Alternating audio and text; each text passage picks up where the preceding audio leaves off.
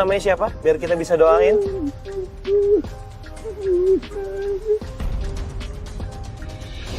Burhan waktu naik kereta sama siapa boleh tahu? Sendiri? Sama istri? Yo, sama istrinya. Oke, habis ini kita doain ya. Ada yang mau disampaikan, Burhan? Nggak ada? Ikhlas ya? Ya, oke. Boleh, Ustaz. Yuk, dikeluarin.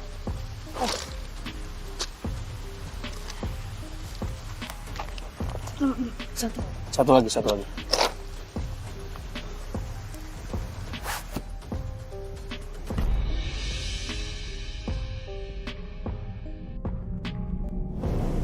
Boleh dong dibantu dong. Boleh dibantu dulu yuk. Cat, keluar dulu yuk. Yuk, hati-hati. Ya, minum yang hangat dulu yuk. Yuk. Jadi memang banyak sekali korbannya. Mungkin setelah ini kita hanya bisa membantu mendoakan dan ternyata masih ada beberapa saja di sini yang mereka bisa dikatakan nyangkut. Ya, hanya kita yang bisa membantu mereka sebenarnya, Pak, yang masih hidup. Oke, pemirsa misteri, sekarang kita mau coba langsung ke terowongan Paledang di sana. Kita akan melakukan pembuktian sekali lagi seperti apa yang ada di sana. Kita langsung sana.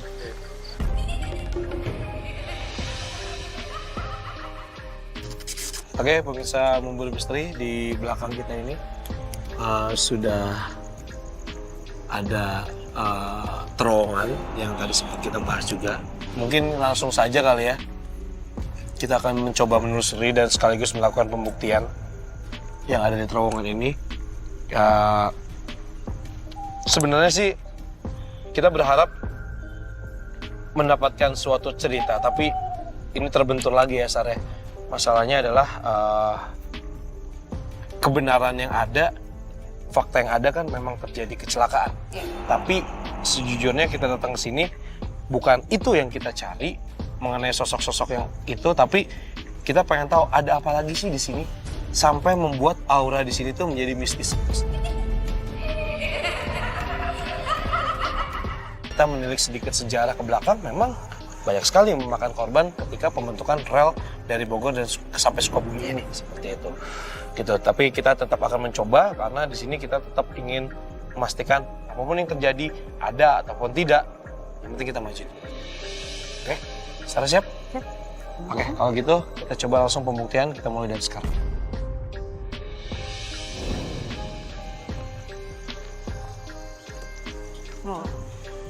Gimana, Sar? Apa udah mendapatkan?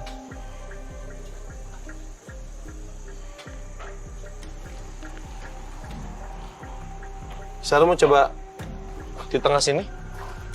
Enggak.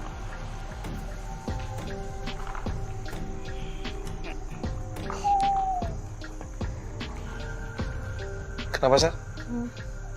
Ya, aku mual.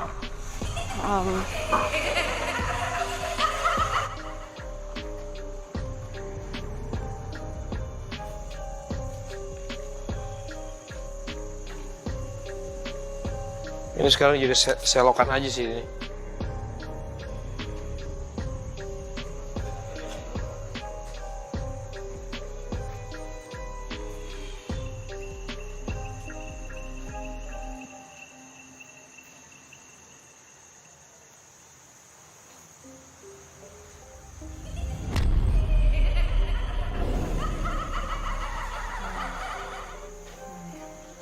Saya mau coba di tengah aja, Sir. Takut kenapa-napa. Oke. Udah siap, fokus.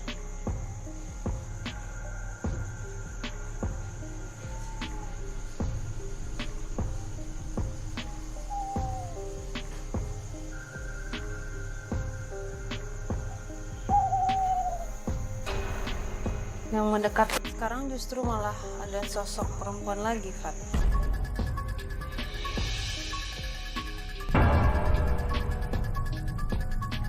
Sosok perempuan. Iya, dan dia datangnya dari sana. Mana? Dari arah kanan. Sini? Dia kayak turun gitu.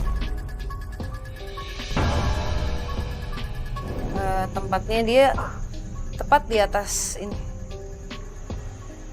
Sini sekarang? Iya, tempatnya dia sukanya di jembatan ini. jembatan di sini, bawah sini, atau di atas jembatan ini? Di atas. Tapi dia turun barusan.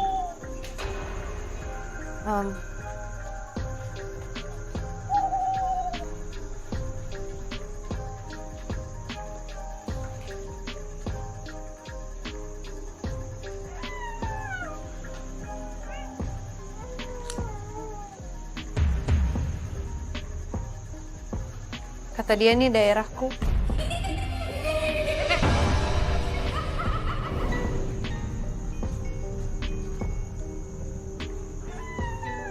Ada keperluan apa? Enggak, kita nggak mau ganggu, kita ingin berbagi cerita apa yang bisa kita temukan di sini ya Fadi ya. Iya. Kita tidak bermaksud untuk mengusik sama sekali. Aku sih kalau boleh jujur rasanya di sini nggak karuan ya Fadi. Oke, apa yang bisa lo ceritain? Jujur dari tadi sih gue cuman merasakan udaranya dingin karena memang di Bogor ini lagi dingin, tapi napas sesak banget. Memang walaupun ketika kita masuk ke jembatan ini memang aromanya tidak sedap, tapi gue masih positive thinking bahwa karena selokan ini aja sih baunya sih. Kotor ya. Ya karena selokan ini aja sih baunya.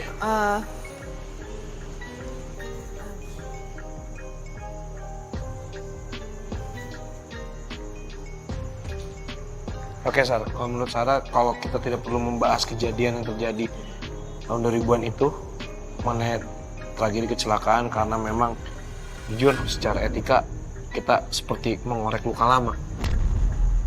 Gak apa-apa, hiraukan itu, coba apapun yang ada di sini, Sarah rasakan, apa yang Sarah rasakan, ceritakan ke saya.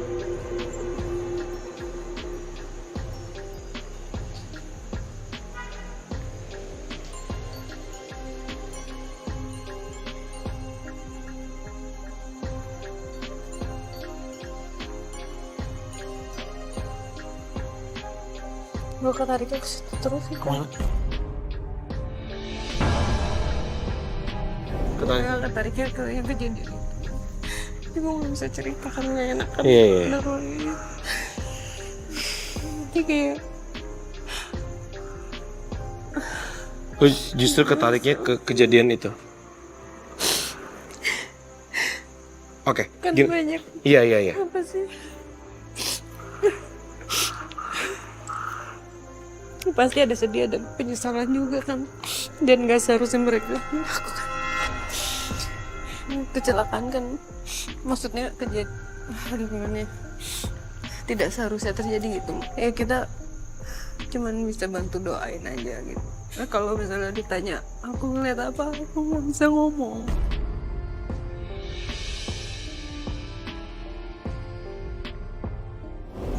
Iya, aku nggak berani ngomong gitu. Nah, ini apa ya, residual. Jadi apa yang pernah terjadi biasanya kalau orang yang peka itu bisa melihat seperti flashback gitu. Iya. Ini sifat ya. Mungkin setelah ini kita akan melakukan doa. Ya. Semoga tempat ini diberikan kesejukan seperti udara Bogor pada malam ini. Walaupun jujur napas gue sampai detik ini masih terasa sesak. Tapi mudah-mudahan sesak ini karena mungkin kesedihan yang mereka rasakan. Tapi setelah ini mungkin mudah-mudahan tidak ada lagi kesedihan. Dan mungkin orang tua ataupun sanak, keluarga segala macam yang tinggalkan juga sudah mengikhlaskan juga karena kejadian ini sudah 18 tahun yang lalu.